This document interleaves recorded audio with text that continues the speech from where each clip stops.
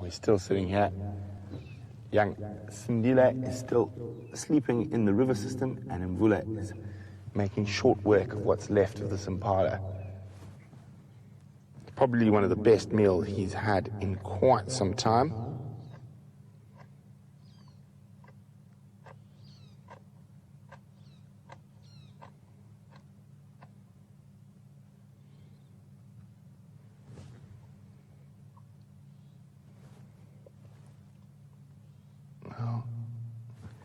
Still quite a thick piece of skin that's preventing the hindquarters from falling. But you never know, Mvula might accidentally start snipping the wrong bit.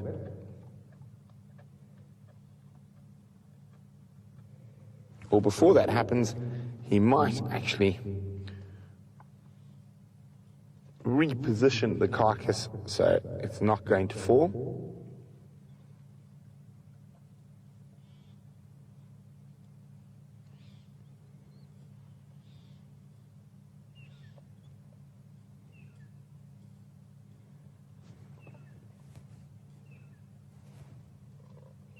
And you can see he's balanced quite precarious there.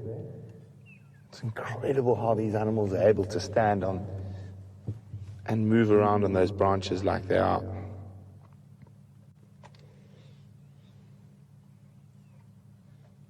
Oh, from a feline predator to a canine predator with Jamie.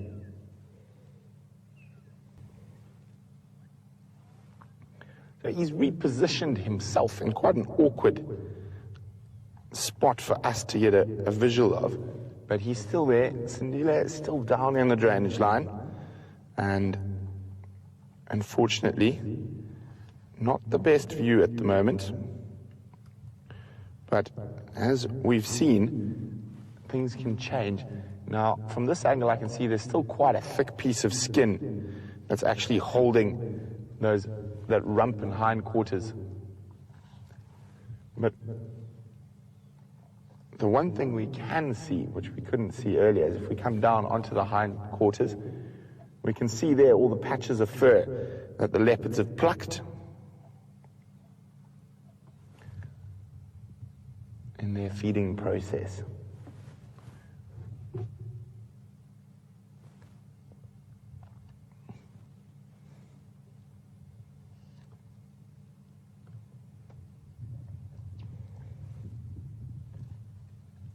He has basically, since the fight, not stopped feeding. He's trying to get as much of that protein as possible.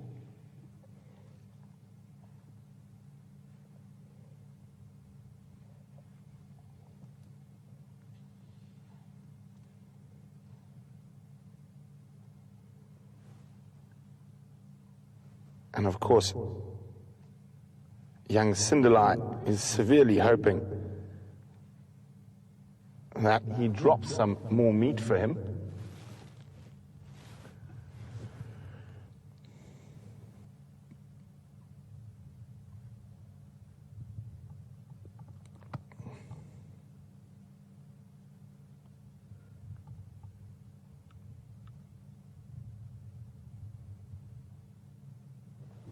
Some more growling. Just watching carefully to see what happens.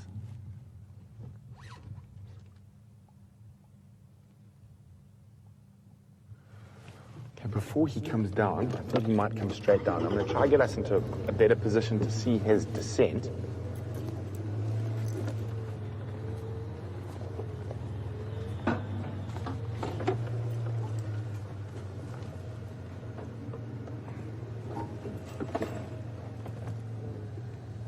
And hang on. Whoop. Some technical driving there. Here we go. Oh, there we go. Perfect timing to get you in the spot. Oh, growling, growling, growling.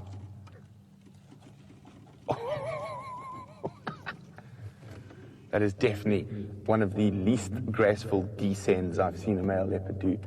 And as he was coming down, I did notice a big puncture mark in his shoulder. Look at that. You can see there where the dirt was earlier on his neck there. There's some wounds from fighting. Now, they could have been opened up in that little spat he had with Sindile. Okay, quickly onto the tree. Sindile looks like he's going to take this opportunity to go try feed. Here he comes. Growling. I think he's going to be precocious enough to take that chance. Mvula is just 4 feet to my right. He's not really looking at the moment at Sindile. He's growling, but he's lying down. Oh, look at the snarling. I think he's going to take the chance. Oopsie, there goes my radio. He's going to take the chance. He's going to go up the tree. One, he's preparing. He's still watching Mvula. He doesn't want to get caught up in the tree again. Now, oh no, he's decided. Discretion is the better part of valor. For now, I think the kill there is going to be too much for him to resist. He's gonna climb the tree. And Mvula is just off over here, on the other side of this quarry bush, sleeping or resting with a very full belly. And let's just see what happens now. That one low growl. I really think the main reason he doesn't want to climb the trees, he doesn't want to be caught on those branches with a big male leopard coming at him. Okay, he's coming back. He's looking up at the carcass. He's going to do it. You are such a precocious little one.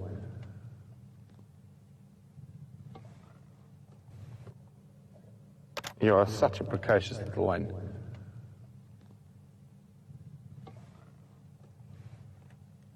Beautiful light on him.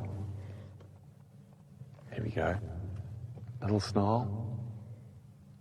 As he turns his back, he quickly turns around again. Doesn't want to take his eyes off Mvula for too long. Here he goes.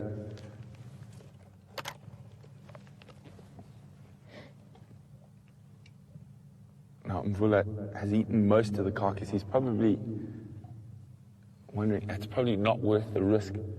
Now last time, the only time Mvula attacked is once he started feeding. Now, I'm watching Mvula carefully. From his body language, I don't think he's gonna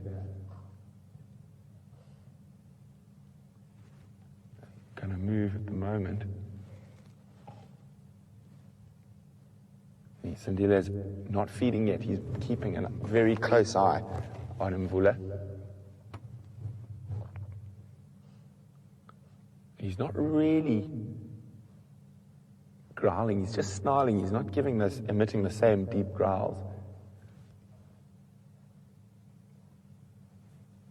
Okay, he's starting to feed.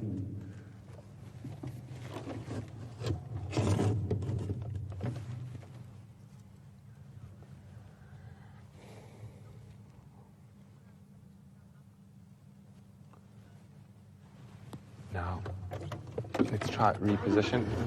And let's just give you a quick look at Mvula. He doesn't look like he's gonna charge up there right away. He's just, still growling.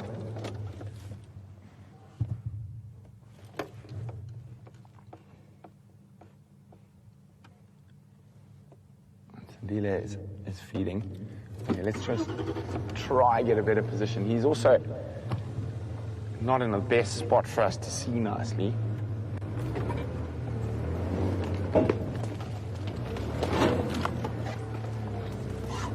think from a bit further back is going to be the best. How's that? He's got his back to us, and there's no way for us to get down without being in a precarious position.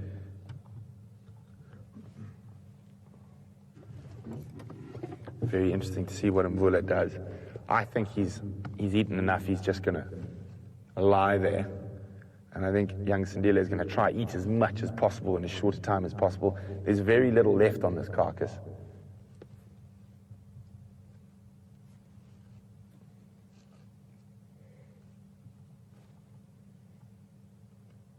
I'll keep an eye on both leopards.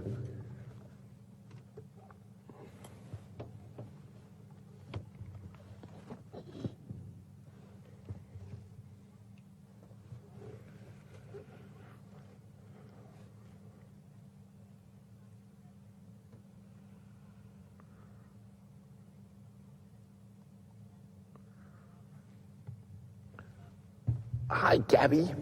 Gabby is in a very beautiful part of the United States, Colorado. Great fishing there. Great skiing as well. Gabby is wondering what happens when a solo predator, like a leopard, kills an animal that's too big for it to eat in one sitting. What do they do?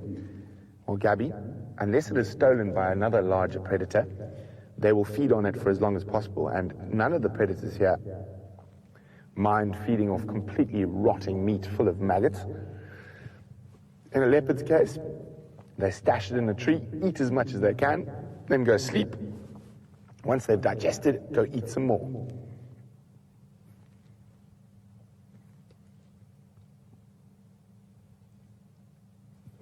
And now Mvula is so full he can't eat anymore. That's why he's left that carcass. And there's very little meat left, and that's probably why the young male Sindile has had a chance to get up there and feed. And it's so fascinating having two male leopards at very different points in their lives. Sindile, still too young to challenge for territory, and he's probably got 2 or 3, maybe even 4 years before he's big enough to really challenge for his own territory. And then you've got Mvula, who's lost his territory and is moving towards the end of his life. So absolutely fascinating behavior we're witnessing here. So just behind in this thicket there is Mvula. And, whoopsie, oh shit, hold on. Oh, sorry about that. My clutch has disappeared. My clutch disappeared. I'm going to have to try and do something. Sorry about my bad language there, but we literally nearly disappeared into a very big hole. The leopards took no notice of us. Okay, I think I've got it under control now. Wow. I don't know. Okay, I'm going to have to do something that's a bit tricky, but we should be able to do it. So I'm only going to... So basically in low range you can get away with a bit of stuff. There we go. Without using the clutch. It's not ideal, but we can do it. There's just a little bit of a slip there. Okay. Oh, all's well. There's a bit of excitement. We've had leopard excitement, we've had car excitement.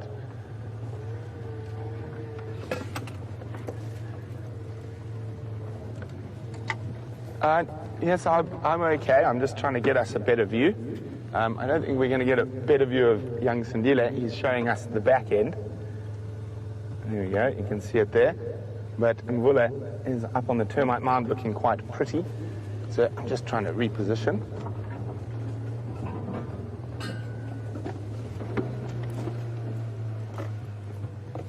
There we go. How's that? Handbrake up. Here we are. All's well that ends well.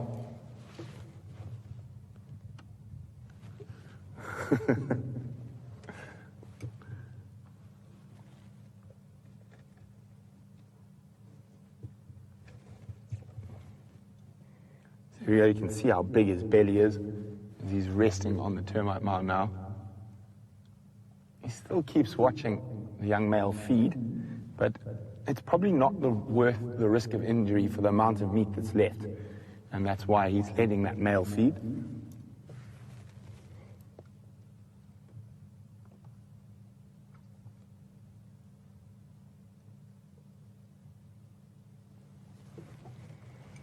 I think by the end, or actually by sunset safari this evening, I think there's going to be very, very little left in this carcass, if anything at all.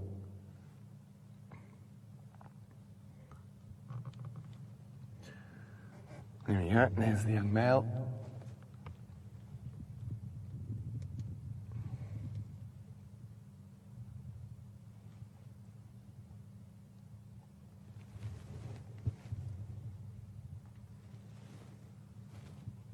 showing us a very pretty tail, flicking around as he's feeding.